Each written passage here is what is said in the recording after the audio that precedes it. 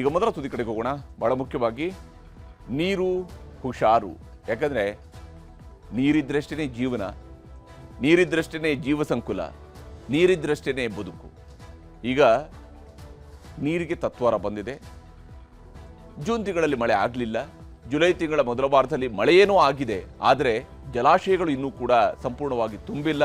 ಎಲ್ಲ ಭಾಗಗಳಲ್ಲಿ ಏನೋ ಮಳೆ ಸುರಿಬೇಕಾಗಿತ್ತು. ಯಾಕಂದರೆ ಪ್ರತಿ ಭಾಗದಲ್ಲಿರುವಂತಹ ಗಿಡ, ಮರ, ಮಣ್ಣು ಪ್ರತಿಯೊಂದಕ್ಕೂ ಕೂಡ ನೀರಿನ ಸ್ಪರ್ಶ ಆಗಬೇಕು ಅಂತೇಳಿ ಆದರೆ ಅದು ಮಳೆ ಬಂದರೆ ಮಾತ್ರ ಸಾಧ್ಯ ಆಗುತ್ತೆ. ಕೇವಲ ಕಾಲುವೆಯಲ್ಲಿ ನೀರು ಹರಿಸಿದ ತಕ್ಷಣ ಎಲ್ಲವೂ ಕೂಡ ಆಗೋದಿಲ್ಲ. ಇಲ್ಲಿ ಮಳೆ ಆಗಿಲ್ಲ. ಇಂತಹ ಪರಿಸ್ಥಿತಿಯಲ್ಲಿ ಸರ್ಕಾರ ಬರವನ್ನು ಎದುರಿಸೋದಕ್ಕೆ ಹೀಗೆ ತಯಾರಿ ಮಾಡ್ಕೊಂಡಿದೆ. ಮುಖ್ಯಮಂತ್ರಿಯವರ ಪ್ರವಾಸದ ಸಂದರ್ಭದಲ್ಲಿ ಏನೇನಾಗಿದೆ ಈ ವರದಿಯಲ್ಲಿ ತೋರಿಸ್ತೀವಿ.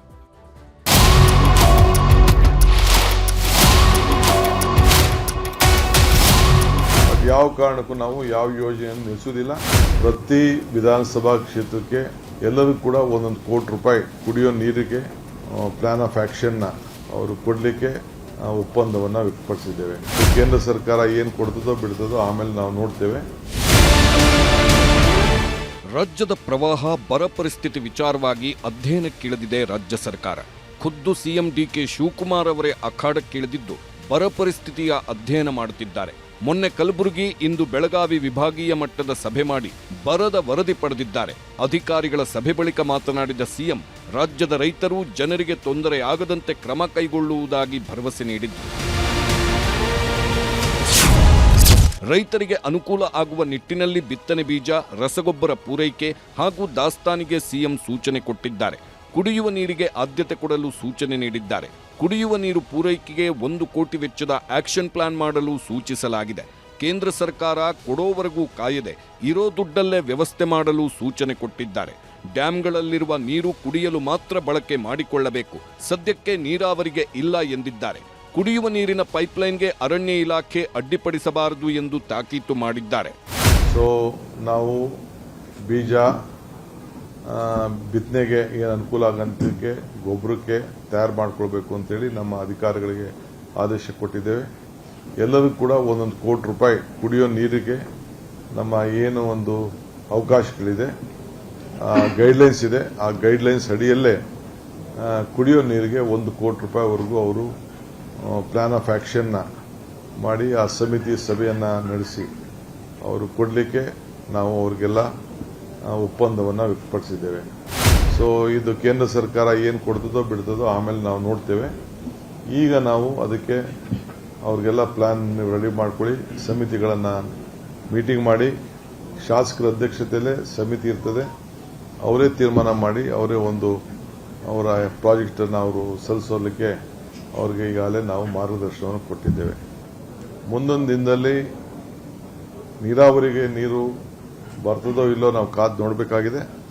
ಆದರೆ ಕುಡಿಯೋ ನೀರು ವಿಚಾರದಲ್ಲಿ ಎಲ್ಲ ಕೆರೆಗಳಲ್ಲಿ, ಈ ಡ್ಯಾಮ್ಗಳಲ್ಲಿ ಆ ನೀರನ್ನು ಸ್ಟಾಕ್ ಮಾಡಲಿಕ್ಕೆ ಸೂಕ್ತ ಕ್ರಮ ಕೈಗೊಳ್ಳಬೇಕು ಅಂತೇಳಿ ನಮ್ಮ ಅಧಿಕಾರಿಗಳಿಗೆ ನಾವು ಮಾರ್ಗದರ್ಶನವನ್ನು ಕೂಡ ನಾವು ಕೊಟ್ಟಿದ್ದೇವೆ. ಇನ್ನು ಮೋಡ ಬಿತ್ತನೆ ಬಗ್ಗೆ ಬೆಳಗಾವಿ ಸಭೆಯಲ್ಲಿ 10ಕ್ಕೂ ಹೆಚ್ಚು ಶಾಸಕರು ಪ್ರಸ್ತಾಪ ಮುಂದಿಟ್ಟಿದ್ದಾರೆ. ಹೀಗಾಗಿ ಬೆಂಗಳೂರಿನಲ್ಲಿ ಪ್ರತ್ಯೇಕವಾಗಿ ಸಭೆ ಮಾಡಿ ಗಂಭೀರವಾದ ತೀರ್ಮಾನ ಕೈಗೊಳ್ಳುವುದಾಗಿ ಸಿಎಂ ಹೇಳಿದ್ದಾರೆ. ಬಹಳ ಜನ ಶಾಸಕರು ಮೋಡ ಬಿತ್ತನೆ ಆಗಬೇಕು ಅಂತ ಹೇಳಿ ಮನವಿ ಮಾಡಿದ್ದಾರೆ. ಸುಮಾರು 10ಕ್ಕೂ ಹೆಚ್ಚು ಜನ ಶಾಸಕರು ನಾವೊಂದು ಪ್ರಯೋಗ ಮಾಡಬೇಕು, ಹಿಂದೆ ಆಗಿತ್ತು. ಮೊನ್ನೆ ಏನೋ ಶಾಸಕರೆಲ್ಲ ಸೇರಿ ಅವರವ್ರ ಹಣ ಹಾಕೊಂಡು ಪ್ರಯತ್ನ ಮಾಡಿದ್ದಾರೆ. ಅದು ಕೆಲವು ಯಶಸ್ವಿ ಆಗಿದೆ ಅಂತ ತಿಳಿಸಿದ್ದಾರೆ. ನಾನು ಅದ್ರ ಬಗ್ಗೆ ರಿಪೋರ್ಟ್ ತರಿಸ್ಕೊಳ್ತೇನೆ. ಬೆಂಗಳೂರಿನಲ್ಲಿ ಒಂದು ಸಪರೇಟ್ ಮೀಟಿಂಗ್ ಮಾಡ್ತೇನೆ. ಮೀಟಿಂಗ್ ಮಾಡಿ ಅದ್ರ ಬಗ್ಗೆ ನಾನು ಗಂಭೀರವಾದಂಥ ಒಂದು ತೀರ್ಮಾನವನ್ನು ತೆಗೆದುಕೊಳ್ತೇವೆ. ಇನ್ನು ರಾಜ್ಯದ ಜಲಾಶಯಗಳ ಸುರಕ್ಷತೆಗಾಗಿ ಸಭೆಯಲ್ಲಿ ಹಲವು ಕ್ರಮಗಳಿಗೆ ಸೂಚಿಸಲಾಗಿದೆ. ರಾಜ್ಯದ ಡ್ಯಾಂಗಳ ಗೇಟ್ಗಳನ್ನು ಸುಭದ್ರ ಮಾಡ್ತೇವೆ. ತುಂಗಭದ್ರಾ ಡ್ಯಾಂನ ಹೂಳು ತೆಗೆಯಲು ಕ್ರಮ ಕೈಗೊಂಡಿದ್ದು ಕೇಂದ್ರ ಸರ್ಕಾರ 3 ಸಿಎಂಗಳು ಒಟ್ಟಿಗೆ ಸೇರಿ ನಿರ್ಧಾರ ಮಾಡಿದ್ದೇವೆ ಎಂದರು. ತಾಂತ್ರಿಕ ಸಮಿತಿ ಭೇಟಿ ನೀಡಿ ವರದಿ ಕೊಟ್ಟ ಮೇಲೆ ಹೂಳು ತೆಗೆಯುವ ಕೆಲಸ ಮಾಡುತ್ತೇವೆ. ಕೃಷ್ಣಾ, ಕಾವೇರಿ, ಗೋದಾವರಿ ಯೋಜನೆಗಳ ರಾಷ್ಟ್ರೀಕರಣಕ್ಕೆ ಒತ್ತು ನೀಡಲಾಗಿದೆ. ತುಂಗಭದ್ರಾಗೆ ಪರ್ಯಾಯ ಡ್ಯಾಂ ಕಟ್ಟುವ ತೀರ್ಮಾನ ಮಾಡಲಾಗಿದೆ ಎಂದರು. ಕೆರೆಗಳಿಗೆ ನೀರು ಹೋದ ಸತಿ ಏನು ಬಂದಿತ್ತು, ಆ ವರ್ಷದ ಮಳೆ ವಾಡಿಕೆ ಮಳೆಯಂತೆ ಮಳೆ ಬಂದಿಲ್ಲ. ಕೆಲವು ಕಡೆ 10% ಬಂದಿದೆ, ಕೆಲವು ಕಡೆ 20%, ಕೆಲವು ಕಡೆ 30% ಇಲ್ಲಿಗೆ ನಿಂತಿದೆ. ಎಲ್ಲೂ ಸಮಪಾಲು ನೀರು ಬಂದಿಲ್ಲ. ನಮ್ಮ ಸರ್ಕಾರದ ಮೊದಲನೇ ಕರ್ತವ್ಯ ರೈತರನ್ನ ಬದುಕಿಸಬೇಕು. ಆ ತುಂಗಭದ್ರಾ ಸಮಸ್ಯೆ ಬಹಳ ದಿನದಿಂದ ನಿಂತಿದೆ. 31 TMC ನೀರು ಊಳು ಒಳಗಡೆ ತುಂಬಿದೆ. ಕೃಷ್ಣಾ, ಕಾವೇರಿ, ಗೋದಾವರಿ ಜೋಡಣೆ ವಿಚಾರದಲ್ಲಿ ಕೂಡ ನಾವು ಒಪ್ಪಂದವನ್ನು ಮಾಡಿಕೊಂಡಿದ್ದೇವೆ. ಕೇಂದ್ರ ಸರ್ಕಾರಕ್ಕೆ ಸಮ್ಮತಿಯನ್ನು ವ್ಯಕ್ತಪಡಿಸಿದ್ದೇವೆ. ಅವರು ನ್ಯಾಷನಲ್ ಪ್ರಾಜೆಕ್ಟ್ ಆಗಿ ಘೋಷಣೆ ಮಾಡ್ತೀವಿ ಅಂತ ಒಪ್ಪಿಕೊಂಡಿದ್ದಾರೆ. ಸುಮಾರು 1 ಲಕ್ಷ ಕೋಟಿ ರೂಪಾಯಿ ಪ್ರಾಜೆಕ್ಟ್ ಅನ್ನು ಮಾಡಲಿಕ್ಕೆ ನಾವು ಸಮ್ಮತಿಯನ್ನು ಕೊಟ್ಟಿದ್ದೇವೆ. ಸೊ 10% ನಮ್ಮದು, 90% ಅವರು ಹಾಕ್ತಾರೆ.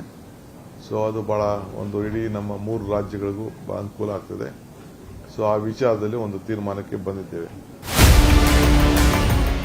ಇನ್ನು ಗ್ಯಾರಂಟಿಗಳ ಪರಿಷ್ಕರಣೆ ಆಗ್ತಿದೆ ಎಂದ ಸಿಎಂ, ಅಕ್ರಮಗಳ ಪರಿಶೀಲನೆ ಆಗ್ತಿದೆ, ತಡೆಗಟ್ಟುವ ಸಲುವಾಗಿ ಹೊಸದಾಗಿ ಮಾಹಿತಿ ಸಂಗ್ರಹ ಮಾಡಲಾಗ್ತಿದೆ ಎಂದರು. ಗೃಹಲಕ್ಷ್ಮಿ, ಗೃಹಜ್ಯೋತಿಗೆ ಹೊಸ ಅರ್ಜಿ ಹಾಕುತ್ತಿದ್ದು ಯಾವುದೇ ಗ್ಯಾರಂಟಿಗಳನ್ನು ನಿಲ್ಲಿಸೋದಿಲ್ಲ ಎಂದಿದ್ದಾರೆ. ಬಟ್ ಯಾವ ಕಾರಣಕ್ಕೂ ನಾವು ಯಾವ ಯೋಜನೆಯನ್ನು ನಿಲ್ಲಿಸುವುದಿಲ್ಲ. ಎಲ್ಲ ಅರ್ಹ ಫಲಾನುಭವಿಗಳಿಗೆ ಇದನ್ನ ಕೊಡಲಿಕ್ಕೆ ನಾವು ಕ್ರಮವನ್ನು ಕೈಗೊಳ್ತಾ ಇದ್ವಿ. ನಮ್ಮ ಯೋಜನೆ ಮುಂದುವರಿತದೆ. ಸಿದ್ದರಾಮಯ್ಯನವರ ಸರ್ಕಾರದಲ್ಲಿ ನಾವೆಲ್ಲ ಸೇರಿ ಏನು ತೀರ್ಮಾನ ಮಾಡಿದ್ದೋ ಯಾವ ಕಾರ್ಯಕ್ರಮ ಕೂಡ ನಿಲ್ಲಿಸುವಂತ ಪ್ರಶ್ನೆ ಇಲ್ಲ. ಎಲ್ಲರೂ ಕೂಡ ಮುಂದುವರಿತದೆ. ಸಾಲ ಮನ್ನಾ ಮಾಡಿ ರೈತರ ಹಿತ ಕಾಪಾಡಿ. ಸರ್ಕಾರಕ್ಕೆ ಕೇಸರಿ ಸವಾಲು, ಕೈ ನಾಯಕರ ತಿರುಗೇಟು. ರಾಜ್ಯದ ಪ್ರವಾಹ ಬರದ ಬಗ್ಗೆ ಸಿಎಂ ಡಿಕೆ ಶಿವಕುಮಾರ್ ಅವರಿಗೆ ಪತ್ರ ಬರೆದಿದ್ದಾರೆ ಪ್ರತಿಪಕ್ಷ ನಾಯಕ ಆರ್ ಅಶೋಕ್. ಪ್ರವಾಹ ಬರ ನಿರ್ವಹಣೆಗೆ ತಾಲೂಕು ಮಟ್ಟದ ಟಾಸ್ಕ್ ಫೋರ್ಸ್ ರಚನೆ ಮಾಡಬೇಕು. ತುರ್ತು ಕಾರ್ಯಗಳಿಗಾಗಿ ಮಧ್ಯಂತರ ಪರಿಹಾರ ರಿಲೀಸ್ ಮಾಡಬೇಕು. ಡಿಸಿ ಫಂಡ್ನಲ್ಲಿ ಕೊರತೆಯಾಗದಂತೆ ಕ್ರಮ ಕೈಗೊಳ್ಳಬೇಕು. ಉಸ್ತುವಾರಿ ಸಚಿವರುಗಳ ನೇಮಕ ಮಾಡಿ ಸಮಸ್ಯೆಗಳಿಗೆ ಪರಿಹಾರ ಕಂಡುಕೊಳ್ಳಬೇಕು. ರೈತರ 50,000ವರೆಗಿನ ಸಾಲ ಮನ್ನಾ ಮಾಡಬೇಕು ಎಂದು ಪತ್ರದಲ್ಲಿ ಅಶೋಕ್ ಉಲ್ಲೇಖಿಸಿದ್ದಾರೆ.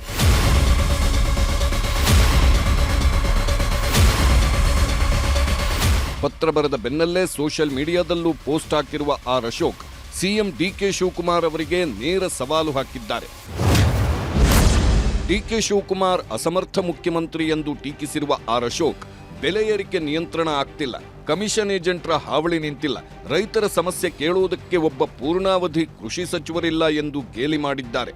ನಿಮ್ಮ ನಿರ್ಲಕ್ಷ್ಯಕ್ಕೆ ರಾಜ್ಯದ ಅನ್ನದಾತರು ಯಾಕೆ ಬಲಿಯಾಗಬೇಕು? ರೈತರ ಹಿತರಕ್ಷಣೆ ಮಾಡುವುದಕ್ಕಿಂತ ನಿಮ್ಮ ಆಂತರಿಕ ಕಲಹಗಳೇ ಹೆಚ್ಚಾಯ್ತಾ ಎಂದು ಪ್ರಶ್ನಿಸಿದ್ದಾರೆ. ರಾಜ್ಯದ ಜನತೆ ಅಸಮರ್ಥ ಆಡಳಿತಕ್ಕೆ ತಕ್ಕ ಪಾಠ ಕಲಿಸುವುದು ನಿಶ್ಚಿತ ಎಂದು ಬರೆದುಕೊಂಡಿದ್ದಾರೆ.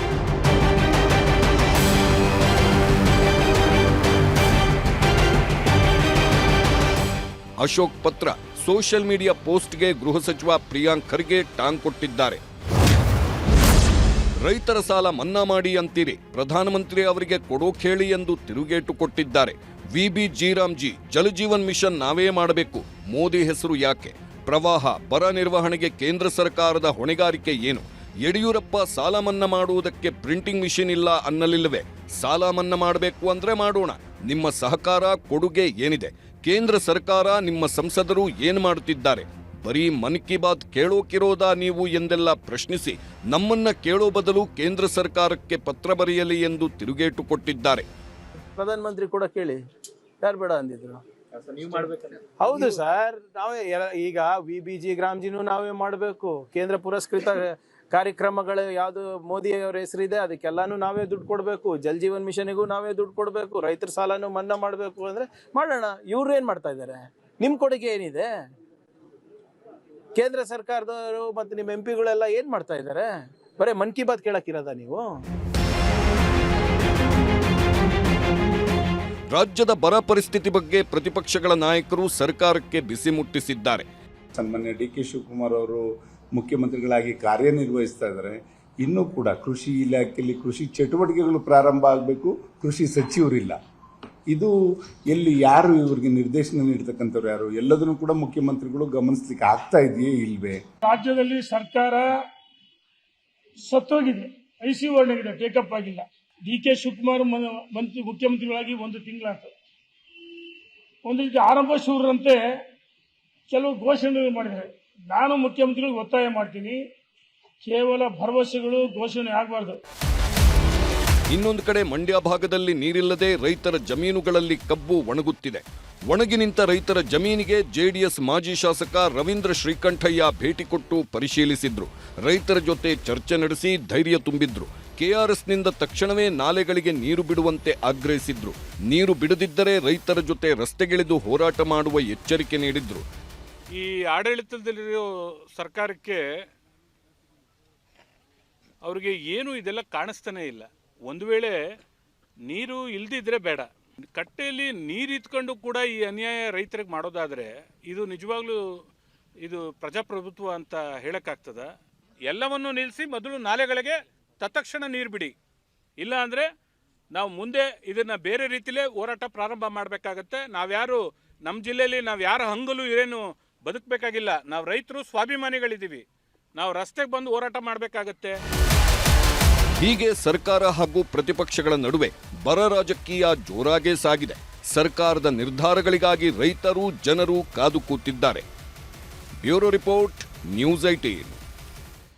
ಹೀಗೆ ರಾಜ್ಯದಲ್ಲಿರುವಂತಹ ಬರದ ಪರಿಸ್ಥಿತಿ, ಇದನ್ನು ನಿಭಾಯಿಸಬೇಕಾಗಿರೋದು ಸರ್ಕಾರವೂ ಕೂಡ ಈ ವಿಚಾರದಲ್ಲಿ ನಿರ್ದಿಷ್ಟ ಕ್ರಮಗಳನ್ನು ಕೈಗೊಳ್ಳಬೇಕು. ಈಗಾಗಲೇ ಎಲ್ಲ ವಿಧಾನಸಭಾ ಕ್ಷೇತ್ರಗಳಿಗೆ 1 ಕೋಟಿ ರೂಪಾಯಿಗಳನ್ನು ಕೊಟ್ಟು ಆಕ್ಷನ್ ಪ್ಲಾನ್ ಅನ್ನು ಮತ್ತು ಕುಡಿಯುವ ನೀರಿನ ಯೋಜನೆಯನ್ನು ರೂಪಿಸುವುದಾಗಿ ಮುಖ್ಯಮಂತ್ರಿಗಳು ಹೇಳಿದ್ದಾರೆ. ಆದರೆ ಮುಂದುವರೆದು ಈ ಪರಿಸ್ಥಿತಿಯ ಬಗ್ಗೆ ಏನೆಲ್ಲ ಕ್ರಮಗಳನ್ನು ಸರ್ಕಾರ ಮಾಡುತ್ತೆ ಅನ್ನೋದನ್ನು ನೋಡಬೇಕು. ಇದರ ನಡುವೆ ರಾಜಕೀಯದ ವಾಗ್ಯುದ್ಧವೂ ಕೂಡ ನಡೀತಾ ಇರುವುದು.